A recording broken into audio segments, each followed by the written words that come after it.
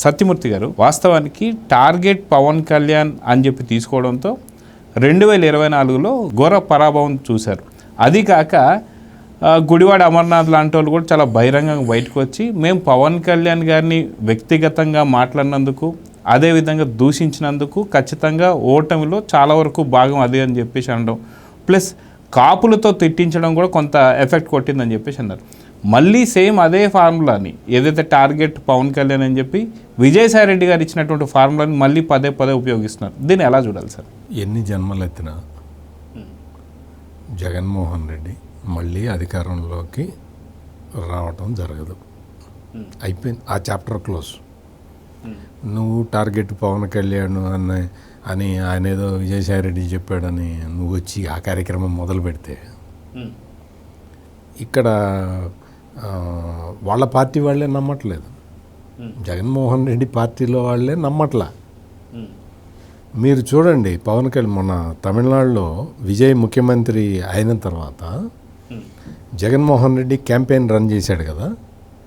మొత్తం సింహం సింగిల్గా వస్తుంది, మా అన్న సింగిల్గా వచ్చాడు, విజయ్ సింగిల్గా వచ్చాడు, ముఖ్యమంత్రి అయ్యాడు, మరి పవన్ కళ్యాణ్ నువ్వు కూడా సింగిల్గా రా అని క్యాంపెయిన్ మొదలుపెట్టాడు కదా. మీరు ఆ క్యాంపెయిన్ మొత్తం చూడండి, మీరు సోషల్ మీడియా పోస్టులు అన్నీ కూడా చూడండి, ఎక్స్లో కానీ ఇన్స్టాగ్రామ్లో కానీ యూట్యూబ్లో కానీ. ఆ పోస్టులు అన్నీ కూడా ఈ జగన్మోహన్ రెడ్డి పెయిడ్ బ్యాచే చేశారు. వాళ్ళ పార్టీకి సంబంధించిన ఇతర నాయకులు కూడా అందులో పార్టిసిపేట్ చేయాలి. మీరు కావాలంటే చెక్ చేయండి. అంటే సోషల్ మీడియా క్యాంపెయిన్ మొత్తం వాళ్ళ పార్టీ తరఫునే చేశారు. అందులో వాళ్ళ పార్టీ నాయకులే పార్టిసిపేట్ చేయలేదు. ఇది మీరు అండర్లైన్ చేసుకోండి. అంటే ఈ జగన్మోహన్ రెడ్డి చెబుతున్న టార్గెట్ పవన్ కళ్యాణ్ ఫార్ములాని వాళ్ళ పార్టీ వాళ్ళే ఫాలో కావట్లేదు. ఎందుకు అంటే అది కుదిరే పని కాదు అని వాళ్ళకి స్పష్టంగా అర్థమైపోయింది. పవన్ కళ్యాణ్ని టార్గెట్ చేయటం అనేది ఇంపాసిబుల్ అని అర్థమైపోయింది. అందుకని జగన్మోహన్ రెడ్డి కాపుల్ని రెచ్చగొడదామని పవన్ కళ్యాణ్కి పోటీగా కాపు నాయకుడిగా నువ్వు అంబటి రాంబాబుని ప్రొజెక్ట్ చేసినప్పుడే నీ తెలివితేటలు అర్థమైనాయి. నీ తెలివితేటలు, నీ బుర్ర ఏ స్థాయిలో ఆలోచిస్తున్నది అనేది అప్పుడే అర్థమైంది. అంబటి రాంబాబుని ఒక కాపు నాయకుడిగా ప్రొజెక్ట్ చెయ్యటమే నీ భావ దారిద్ర్యం. నీకు అసలు ఆలోచన పరిజ్ఞానం లేదు అనేదే ఆ ఇన్సిడెంట్ స్పష్టం చేస్తున్నది. అంబటి రాంబాబుని ఎగేసి అంబటి రాంబాబుతోటి చంద్రబాబు నాయుడిని అమరాబూతులు తిట్టించి దాన్ని అంబటి రాంబాబు కారులో కూర్చున్న ఈ జగన్మోహన్ రెడ్డి మనిషి రికార్డు చేసి దాన్ని బయటికి విడుదల చేసి ఆ బయటికి విడుదల అయిన దాన్ని వీళ్ళే ప్రమోట్ చేసి అంబటి రాంబాబు ఇంటి మీద తెలుగుదేశం పార్టీ కార్యకర్తలు దాడి చేసేలాగా ప్లాన్ చేసి ఆ తర్వాత పోలీసులు అరెస్ట్ చేస్తే కాపు నాయకుడిని అరెస్ట్ చేస్తారా అని మొదలుపెట్టారు. అంటే ఏంటి, ముందు అన్నీ కూడా ప్లాన్ చేసింది ఈ జగన్మోహన్ రెడ్డి. ఎందుకు? పవన్ కళ్యాణ్కి పోటీగా ఈ అంబటి రాంబాబు లాంటి ఒక అల్పుడిని ప్రొజెక్ట్ చేద్దాము అన్న ప్లానే భావదారిద్ర్యం అంటున్నాను నేను. అంటే ముద్రగడం చేద్దాం అనుకుంటే ఇది నేను నెక్స్ట్ అదే చెప్పబోతూ ఉన్నా. నువ్వు ముద్రగడ పద్మనాభాన్ని ఇట్టగే మొత్తం దాన్ని ముద్రగడ పద్మనాభాన్ని ఎక్కేసావు బాగా. చెలరేగిపోయాడు ముద్రగడ పద్మనాభం. ముద్రగడ పద్మనాభం కొడుకున్నాడు, ఆయన పేరు గిరి అనుకుంటా, గిరిబాబు ఏదో ఉంది అతని పేరు.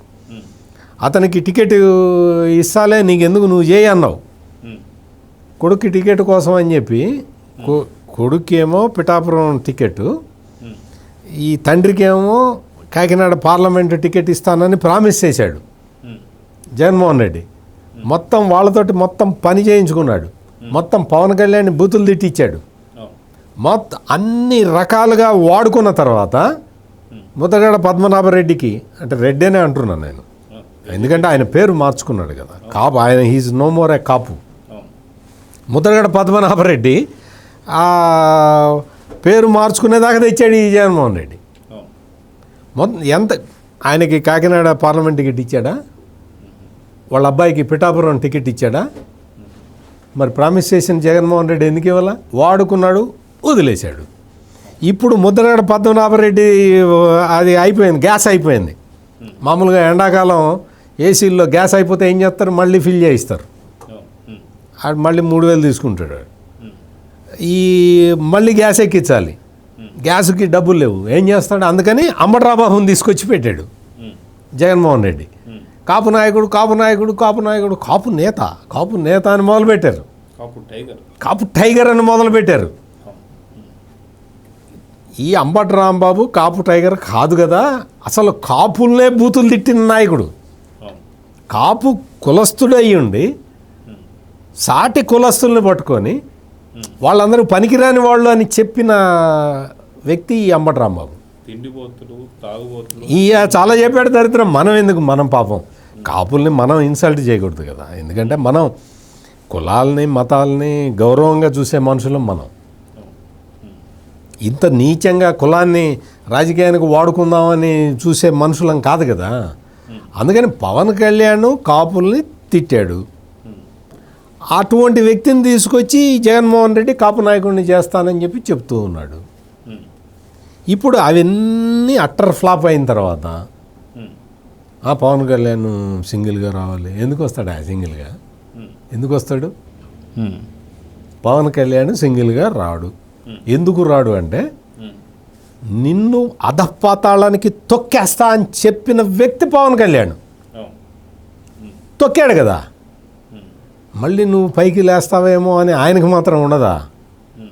ఆయన పవన్ కళ్యాణ్ చెప్పింది ఏంటి అంటే నిన్ను అధపాతాళానికి తొక్కుతా అన్నాడు. ఆ తర్వాత సెంటెన్స్ ఏంటి? తొక్కి అక్కడే ఉంచుతా అనేది నెక్స్ట్ సెంటెన్స్. అందుకని జగన్మోహన్ రెడ్డి నువ్వు ఎన్ని జాకీలు వేసినా నీ అంబటి రాంబాబు కాపు నాయకుడు కాలేడు. నువ్వు ఎన్ని కుట్రలు చేసినా పవన్ కళ్యాణ్ సింగిల్గా పోటీ చేయడు.